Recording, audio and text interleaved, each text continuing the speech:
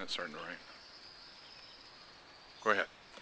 During my 6 years in the legislature, one of the privileges I had was going to school groups and talking to high school students, elementary students, occasionally community college students about what a legislator does. And people have the idea many times that legislators pass laws and they set the budget. All those things are true. Uh, a legislator who is really doing his job goes beyond that. And what I'm speaking about here has to do with legislative oversight. After all, legislators are the conduit. They're the voice of the people in Lansing. And if the various state bureaucracies are not doing their job, or even if they are doing their job, it's the responsibility of legislators or legislators, I should say, to look at what they're doing, whether it's right, wrong, or indifferent.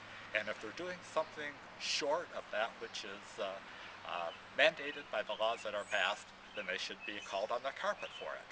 I have talked with the Auditor General during the time I was in the legislature, and they would say to me, nobody even asks for the things that we have done.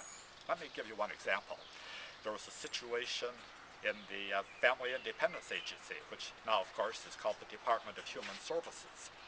And they said they would issue reports that legislators should be aware of and doing something about, but what happened to them? They sat on the shelves gathering dust. Legislators have a responsibility to make sure that the money that is being spent by the taxpayers is being spent properly, that money is not wasted, that the taxpayers are getting the real bang for their buck that they deserved.